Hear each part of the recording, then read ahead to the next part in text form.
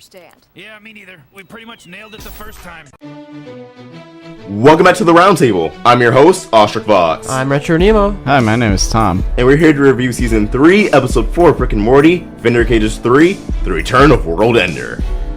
So this episode was... It was funny. It went places. Dude, It was confusing at first. A little bit? I was like, did I miss something? Yeah, they play it off as if the Vindicators are already like an established force in the series. That's true. And yeah. like we already had one episode with them. It kind of implies that like there's tons of adventures we didn't see in Rick and Morty. Oh, there's always adventures we don't see. Yeah. But it was also like kind of implied that it's like, oh yeah, this happened before. Where were you? Yeah. Yeah. I mean, I was able to get caught up really quick. I understood it like once they kind of introduced them. I mean, they've kind of been doing that throughout all of Season 3. I mean, obviously excluding the opener since that was a two-parter. Season 3 is like the most honest season about like how Rick acts and like. yeah. Well, I feel like not even in regards to that, but like for example, the second episode, the Mad Max episode, it opened up with them like just leaving from an adventure, and then they throw you right into like the main adventure of the episode, setting it up, and then this episode, it's like, yeah, you know, the Vindicators. Like they're at the point where there's story sentences stuff about setting it up, which isn't bad at all. no. It just shows that they're more comfortable with like their writing and their audience. This is they know the characters the best they've ever known them in this season. Yeah. I like had to pause the episode and open up a new tab, and I was like, what's happening? Like, did I miss an episode at some point? Because they acted like, oh yeah, you guys should know. Yeah. There was no B plot this episode. Oh, you're right. Oh, snap. When was the last time something like that happened? I mean, you could say that what Rick did was kind of a B plot. No, because like it never cut away to any other plot line. Yeah, that's true. They didn't do a back at the... Yeah. Yeah. I liked how Jerry, or no, not Jerry, it's Summer and Beth were just there at the end. Yeah. Implied. It's like, where are they up to? Yeah. Man. No, but I thought it was like finally like somebody agrees, because I've always like thought the Avengers thing was like sort of overplayed, like the whole superhero thing, and finally somebody's taking a jab at it. I like how the Vindicators symbol is just the Avengers symbol upside down. It's just the upside, yeah, that was the best, like when I saw that.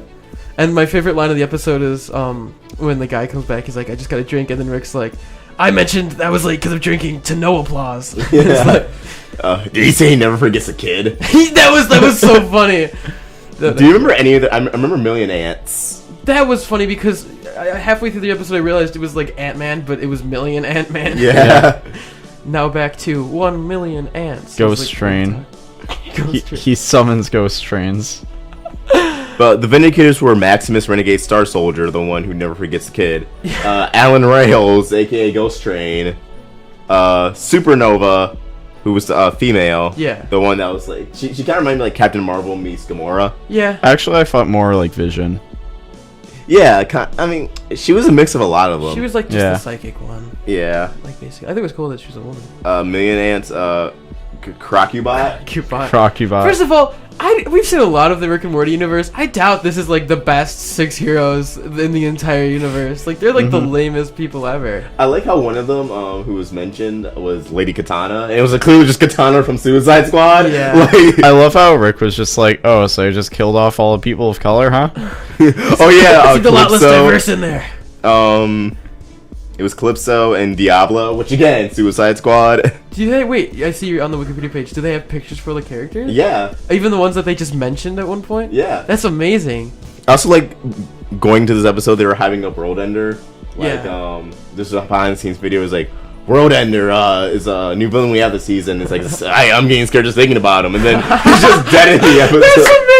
Yeah, you didn't see that? No, I didn't see that at all. Dude, that... Yeah, like the entire like behind the scenes featurette for that episode, just my hyping up gosh. World Ender. And Is then there- you go into the episode and Rick just kills them. Is there a behind the scenes feature for every episode? Yeah, Yeah, I for this think so. season. Oh, that's awesome. That behind the scenes video was literally just made to like troll people. Yeah. That's such a Rick and Morty crew thing to do. But yeah, Rick hates the Vindicators, even though I guess they're a part of the Vindicators. Well, they were called to help the Vindicators at one point. Yeah, and Morty gets a Vindicators jacket, and it's insinuated that Rick thinks he's gonna lose Morty to the Vindicators, and Yeah. Rick's just really insecure about losing Morty. Well, even him talks about it at one point. Yeah, And well, that's skipping too far ahead because basically, like, they went to take down World Ender, and then World Ender was dead because Rick killed it and did this whole like saw. Yeah, so Rick makes like a whole saw thing where it's like if they saw these things incorrectly, they're all gonna die. And Rick's whole point was like, oh, they just sit around talking for 2 hours and then spend half an hour jumping around in explosions. Yeah, that the Vindicators actually aren't all that special, and as Morty says, that's always his point. Yeah. And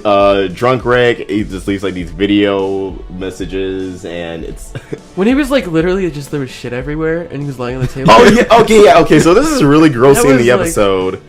In the beginning, like where like right before they go into fight World Ender, they go get Rick off the ground, and there's literally just shit everywhere. Oh my! I thought it was gonna be like a joke where he'd pop up and be like, "No," but it wasn't. Yeah, it was just diarrhea, and Noob-Noob, the best character in the episode. Yeah, the janitor basically. Rick's like taking shots at everybody, and Noob in the background's like, "God damn!" And then when he has to clean up, he's like, "God damn!" That was the best. Noob-Noob was pretty great. Noob-Noob was he looked a lot like Mr. Preeball. Yeah, I was gonna say. I was like, is that Mr. Preeball? But no, it was Noob-Noob. That'd be a twist. Noob-Noob was the best device in this episode. Oh god. There's so many great one-liners when he's like, "They did it once. It was the event of the summer." They're talking about like Avengers, basically. Yeah. Great. Yeah, and the Vindicators were like, oh yeah, we didn't call you in for the second time. Yeah. So then Morty was like, so you guys were assembly for the third time? Man. No, it was totally like Hulk and 4 after Civil War. I feel like they had a lot of chances to like just sort of parody like superheroes in general, and like the way they took it on was like just it was like different than what I thought. Like the superheroes were like just really lame. I think that was also kind of the point. It was Yeah. like these superheroes aren't as cool as like they're being hyped up to be. Yeah. And if they are cool, they're assholes. Yeah, Exactly. I didn't expect all the Vindicators to die. That was They didn't all die. The only one who didn't die was the girl And Supernova. Noob-Noob survived. Yeah, okay, do you really want to count Noob-Noob a Vindicator though? Yeah. I mean honorarily, maybe. No, you're right. He is a Vindicator. Yeah. I also like how like his one eye is like up here and the other one's just down there. Yeah. Oh, we gotta talk about the you fucked my wife thing. Okay. Oh my gosh. Yeah. So Million Ants. Apparently this jumps out of nowhere. Alan Rails was married to Supernova, and I guess they got divorced. And at one point before they were divorced, Supernova and Million Ants got stranded on an island, and she had his kid, and it died inside of her because it was just a bunch of fucking ants. It was ants and unborn stars or something. She said. Yeah. Like collapsing stars. Yeah. I didn't even see it coming. He's like, yeah, you two have a really special bond. I just like it. I'm like, oh my god. I was like, where's he going with this? He was like, you guys make a really good team. And she was like, yeah, we all do. And he's like, but you two. Like so well scripted, and the delivery of Alan Rails was like intense. Like I was described. That's what I love about this show is that the dialogue is just so good. Well, yeah. Yet so real. One thing about Rick and You Morty. wish it was just sex. I loved her. He's like, was he better than me? Did they make a joke where he said 1,000,000 times better? I feel like I. Yeah. He was like 1,000,000 times better at it, like growth exponentially in size, and just fucking kills him. And he just like inserts himself and explodes. Oh, that was messed up. I love how like dry Million Ants' delivery was throughout all of it. Yeah. Or like when Rick was talking about Israel, and he's like, "Look, man, I'm not touching Oh my this. God. You do you." He was like, Israel, I don't know what you're talking about. Or he's like, you always go on about Israel whenever you get drunk. You just talk about the United Nations and the defense budget, and then you pass out. It makes it seem like he's not being racist. He's like, I just really care about Israel. Maybe drunk version of me loves Israel so much it wants what's best for it. this is not coming from an anti-Semitic place. It's just, I think what we know by by now about Rick and Morty is that from the first 5 minutes of the episode, you will not be able to predict what the episode is going to be about. Yeah, I didn't see any of this coming. No. And like I didn't think the Maximus Renegade Star Soldier, I did not see him dying. I thought he was gonna be like the main one. Yeah. But no, he's the first one to go, and like his fucking just gets cut in It half. was really brutal when his life started spazzing, he started Yeah. flying around. Like, and that went was on for like hardcore. 5 minutes. Yeah. I've seen people complaining like, "Oh, Rick and Morty's just a gore fest now." Like it's always been a gore fest. Are you kidding me? It Yeah. really has. I feel like a lot of people are just like being hipsters about Rick and Morty now. Yeah. Oh. Because they're like, oh, it was my thing, but now it's mainstream, and I don't like that. Mhm. I mean, I feel like it's definitely bigger than ever, but the show hasn't like gone down in quality. No, definitely not. I don't know. I mean, people who say it's a gore fest, do they remember the Purge episode? Yeah. Right? It was a 22-minute just bloodbath. Dude, there were some fucked up moments in the Rick last was like first two naked and covered seasons. in blood. Yeah. I don't know what they're talking about. Or like when the clone episode where he just killed all of his clones. Oh yeah. Yeah, at the end of Tiny Rick. Yeah. Or Big Trouble in Little Sanchez. That's the name of the episode. Yeah, that's the name of the Everyone episode. just calls it Tiny Rick. Yeah, it should have just been the name of the episode. And Pickle Rick was just called Pickle Rick. Yeah. Yeah. I wonder how many more Rick episodes there's gonna be. I feel like this could be a common theme. I really like how they've developed Rick. Like, they spent the first couple seasons, like, yeah, he's a really smart guy. Like, he's the smartest guy in the universe. And now they're just, like, because they have that established, they can just be like, and he's, like, a fucking asshole who gets drunk and rambles about Israel. Yeah. And just kills fucking superheroes. Yeah, like, they've built him up to the point where they can do that while still having some respect for him. Yeah. Because they described his powers as, like, being able to do anything he wants, but only when he wants to. Yeah. And Mhm. that perfectly fits it. Noob-Noob. Oh my gosh, the Logic cameo at the end? Yeah. Like, how did that happen? Because He probably wanted. I feel like Yeah. he wanted to be on the. Yeah, he wears like Rick and Morty t-shirts all the time. Like he's a Yeah. huge fan of it. But I didn't see that coming as like the celebrity cameo Rick and Morty had, Yeah. which was funny.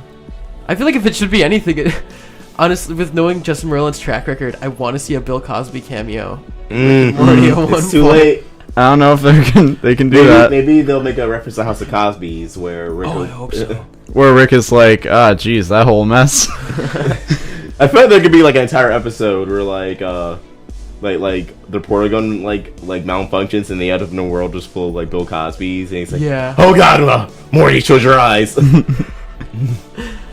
Oh man. No, it was a great episode. Like this is season 3. I don't know. It's like season 3 has been just a great episode. Yeah, it's been really great. Yeah, I can't say much about it because I knew. It was I didn't great. even see like the plot twist coming where like Morty goes on the ride with like it was like what was it? It was like the Vindicator who like has the most value. Or No, something. it was like, I hate everything about the Vindicators except for one thing. Yeah. What is it? Yeah. And then it being Noob-Noob instead of Morty. Yeah. That's true. And like I was getting kind of like emotional for a second, where, like Rick's like spilling his heart out, and then it was just And then about that Noob-Noob. swerve. And he's like, my stupid grandson. Yeah, even my stupid grandson. Yo. One thing I want to like talk about is like when Rick was like, when whatever her name was, the one, you know who I'm talking the about. space girl. Yeah, she was like, she like danced away, and then Morty's like, Rick, she's getting away, and then Rick's like, Morty, half the people who kill us I get high with. Like, Do you think we're gonna see Supernova again? I mean, maybe not this season. I think if they haven't even brought Yeah, back. not this season. I'm talking about like later on. Yeah. Like down the road. When will we ever get Evil Morty again? Probably. I feel like they have to now. I feel like they're bringing up something with it now. They just missed the whole season. Maybe they'll do something with like Evil Morty. What and, if he like, just Supernova, died? Like build like a higher like league. Oh man, that'd be great if like all the people that what got if away in what if Adventure. Evil Morty just died? And they Yeah, just this guy's pull even that just a shit. corpse. Or they'd really underplay it. Like, you'd Yeah. come back with, like, a tiny rocket ship and, like, a knife. Or something like that. they're just like, yeah, no, he's dead. Were you expecting a payoff? Because you're not gonna get one. So the Vindicators killed an entire planet. Yeah, Yeah. that was funny. Yeah, genocide. That got pretty dark. I mean, it just totally... I feel like that was kind of a reference to how like in like superhero films they always leave an entire city destroyed. Oh, yeah. They tore apart, like, the superhero genre, I think. Yeah. They slayed it. What was your favorite part of the episode? Mine is probably like when Moon Ants and Alan Rails got into it. Oh, jeez. My favorite part was that it has to be... Just the liner's like, I never forget a kid. And then he just says, did he just say I never forget a kid? Like, that was just, like, so fast. My favorite part was the Israel thing. That was funny. There's so many good parts. I feel like all the episodes have been great, but like no episode has been like as good as the season premiere. You can't beat the season. You just premiere. can't, like Rick and Morty will never be able to top the season 3 premiere. That was just Yeah. so amazing. It was a million times better. Yeah, no, everything about this episode's great though. I really don't have any complaints. Yeah, it was just a solid episode. Yeah. But as always, what do you guys think about this episode? Leave your thoughts in the comment section below. And as always, if you enjoyed this video, please throw it a like. And if you're new here, hit that subscribe button. It really helps us out. Follow us on social media. And if feeling generous, support us on Patreon and get videos early for $1. Oshrik Vots, Retro Nemo. And Tom. signing out.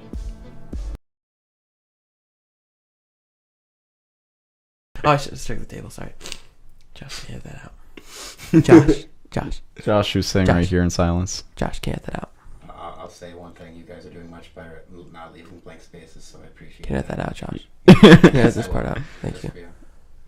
I'll put this in at the end, but... Babe, we gotta leave the party, babe. Let's just start there, because Josh is going to edit that part out. That'll goof out. Oh, I actually am? Okay. I don't know. I feel it's just we can make it work. We can make it work. Josh, just edit it out. Josh. I think he's downloading episodes. Hey, buddy.